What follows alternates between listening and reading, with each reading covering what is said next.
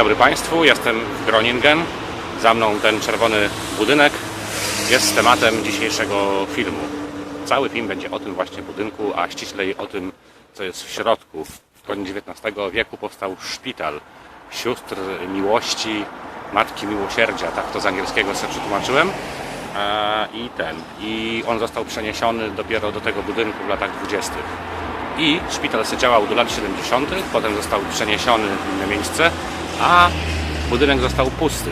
No i w tym minęło parę lat i w roku 79 został on przejęty, jak to ładnie nazywają, zeskłotowany przez 3 anarchistyczne, lewicowe grupy. Nie chcę mi się ich nazw przytaczać teraz.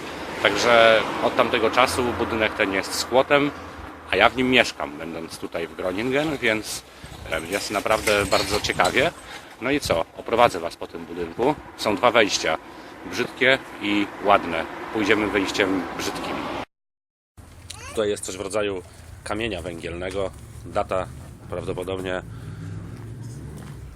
przejęcia budynku przez squattersów w 79 roku. Także jesteśmy teraz z boku tego budynku, jak po lewej stronie, patrząc się na wprost.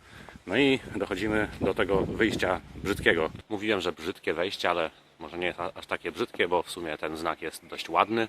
I tutaj taka jest informacja, że jesteśmy w RKZ-cie, ale trzecia chmurka od góry mówi nie o teatrze Kapel, tylko chodzi tutaj o to, że to jest kino, które znajduje się w byłej kaplicy, co zresztą, mam nadzieję, uda się pokazać.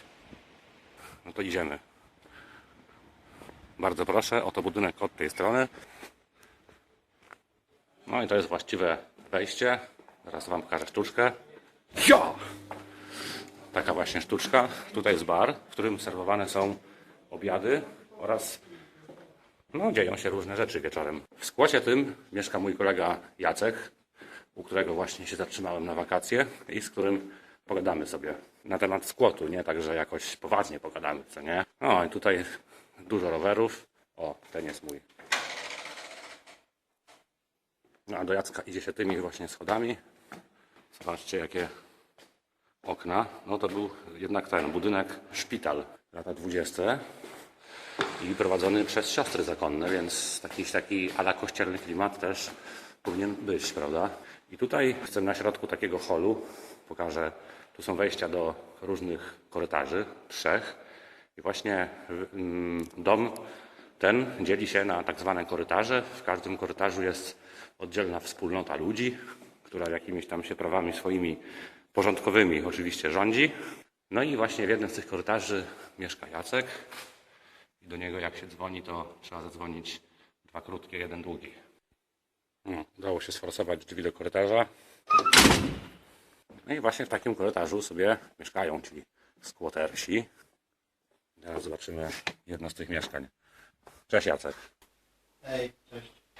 Cześć Maciek. Tak, właśnie mieszka Jacek, mój kolega z RKZ-u.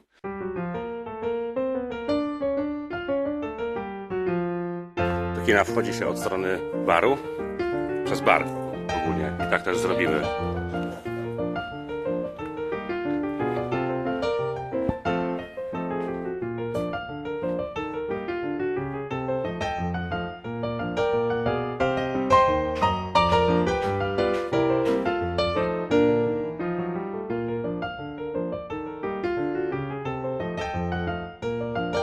Kino to w Groningen ma status kultowego podobno, ze względu na wystrój, jak słyszałem.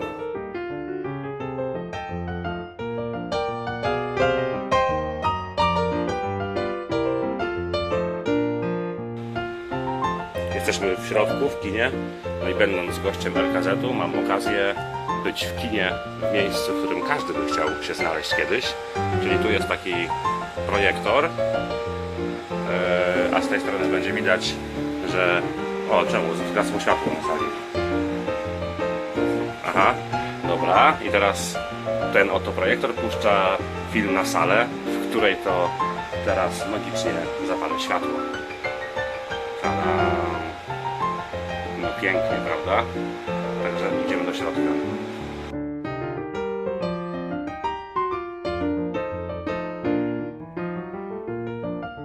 Jesteśmy w kinie w środku.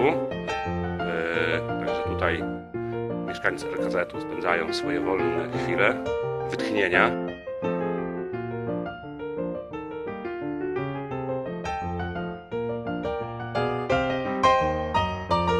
Ale kino to ma też status takiego kultowego w mieście, bo no, sporo ludzi tutaj przychodzi, puszcza się dobre filmy, niekoniecznie typu Titanic na przykład, choć to nie jest zły film, ale raczej takie kino niezależne. No i wystrój tego kina też jest specyficzny, bo to kino mieści się w dawnej kaplicy, co za chwilkę udowodnię. Znaczy już tutaj po sklepieniu trochę możemy sobie to wiedzieć, a tutaj bardzo proszę. Mamy takie ładne coś, malowidło. Ciekawe, kto to jest tutaj przedstawiony. Może uda nam się to sprawdzić. No, także tyle.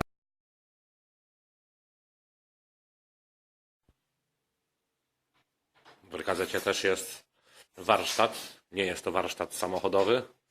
Jest to warsztat rowerowy i warsztat ogólny. No bo betoniarka to tak trochę średnio z rowerem współpracuje, przypuszczam. I warsztat był częściowo odnawiany przez naszych rodaków, co uwiecznili. No i w sumie warsztat jak warsztat. Każdy mieszkaniec RKZ-u może sobie tutaj przyjść, jeżeli ma coś do zrobienia, to sobie robi. No i Jacek robi rower.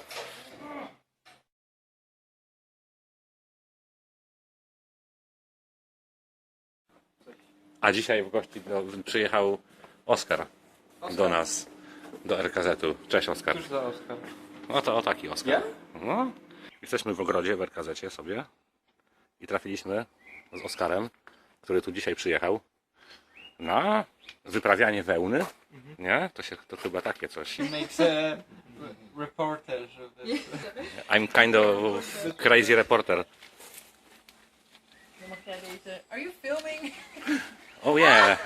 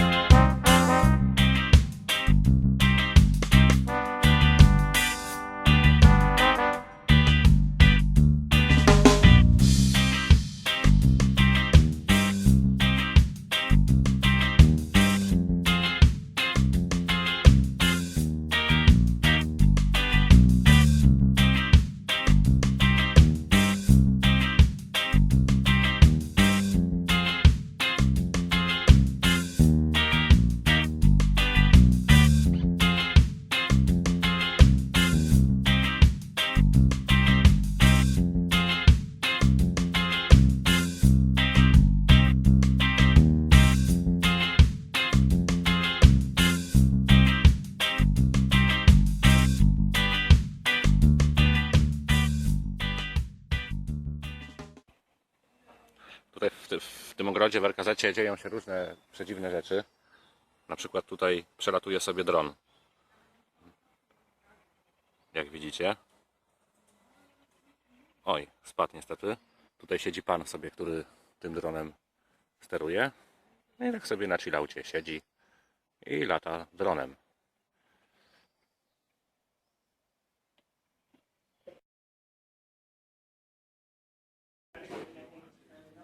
Wyszedłem z kina i jestem w barze teraz. Pokażę go taki mały rzut. A w tym barze też jest takie pomieszczenie, gdzie każdy może zostawić albo wziąć dowolną rzecz za darmo. Czyli taka wymiana barterowa bez uczestnictwa bezpośredniego, że tak powiem. Nie ma spotkania, jest wymiana. Taki, czyli Rumpex, jakieś stare wideo, nawet klawiaturę można. Biedny student Oskar szuka paska w miejscu, gdzie można otrzymać go za darmo. Byłoby poniżające trochę, nie? Bardzo ładny pasek. O, ten z serduszkami może. No w sumie wiesz. Wspaniale. Pasek z samolotu. Jak się czujesz, mając za darmo pasek Z serduszkami, w komunie socjalistycznej? Do góry nogami te serduszka są sierote. No i co z tego, no co mam z tym zrobić? No taka jest z takiej strony. A, okej. To taki jest buntowniczy pasek. No bo to jest RKZ-owy pasek. Chyba, że tak. O, widzisz.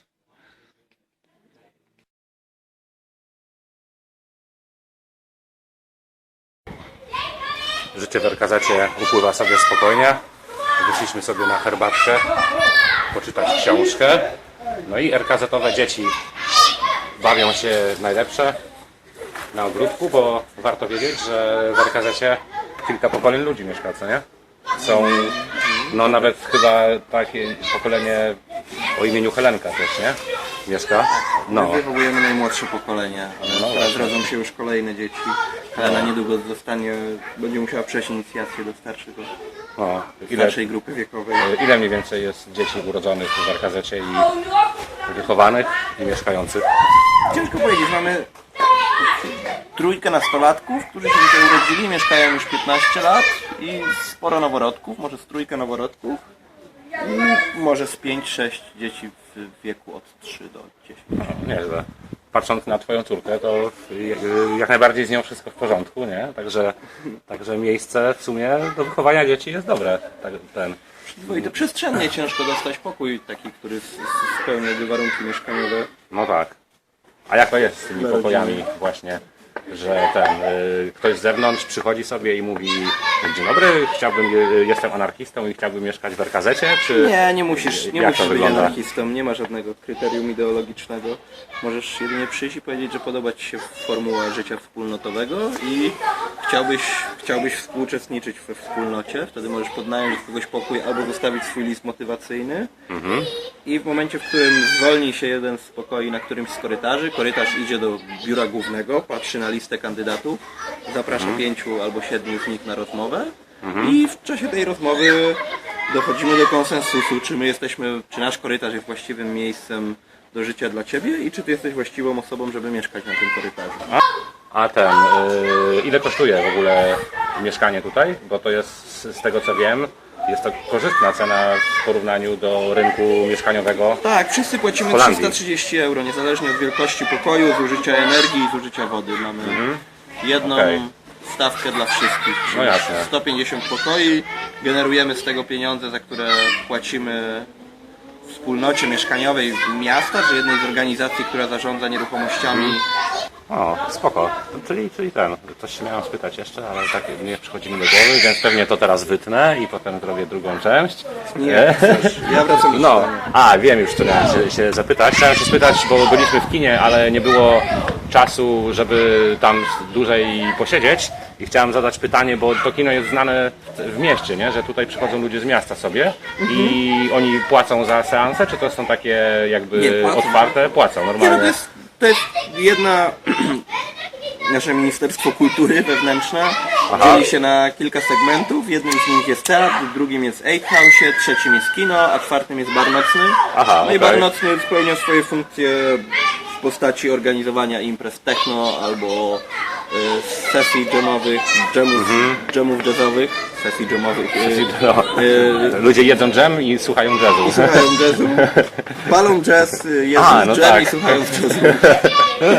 Spoko. A jeszcze jeszcze miałem pytanie w trakcie, jak mówiłeś o tym rozliczaniu pracy wspólnotowej. Czy jest tutaj jakiś zarząd, konkretne osoby, które jakoś tą pracę rozliczają, sprawdzają, jest księgowa, jest zarząd, ewidencjonują w ogóle? Tak, ale to też są wolontariusze, czyli na przykład Aha. jeżeli przychodzisz do budynku i jesteś z wykształcenia załóżmy księgowym i mówisz, że to jest Twoja profesja i chciałbyś się przyczynić do funkcjonowania całej struktury, albo Twoim wkładem pracy w funkcjonowanie całej struktury byłoby siedzenie w biurze i rozliczanie naszych przychodów i rozchodów. No, mamy...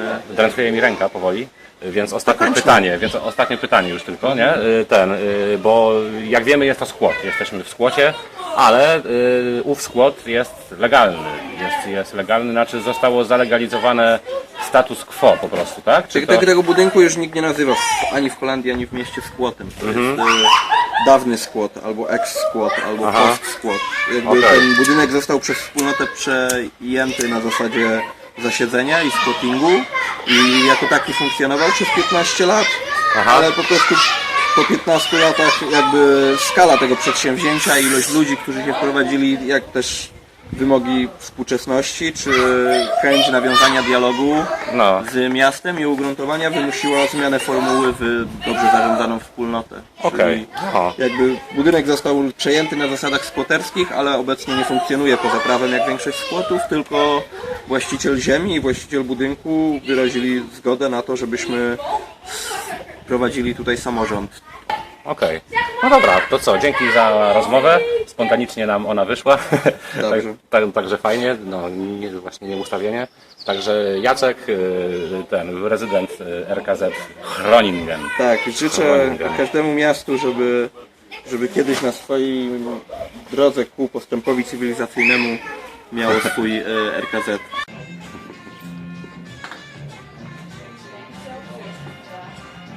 Ja, precies. Eigenlijk altijd hetzelfde. Ja, zo lang woon jij hier nog niet. Bo jesteś nowym barmanem w RKZ-cie.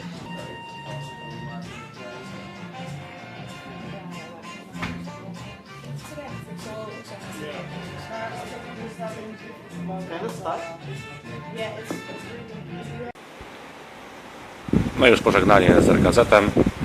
Wracam za pół godziny do Polski właściwie. No i to był taki film pokazujący życie w RKZ-cie i sam budynek. Nie skupiałem się w ogóle na życiu kulturalnym, a dzieje się tutaj bardzo dużo, zarówno w barze, dużo koncertów, nawet zespoły z Polski grały. Deserter podobno raz nawet grał. No i kino, które jest w wakacje nieczynne, dlatego też byliśmy tam puste. No i to wszystko. Dziękuję za oglądanie.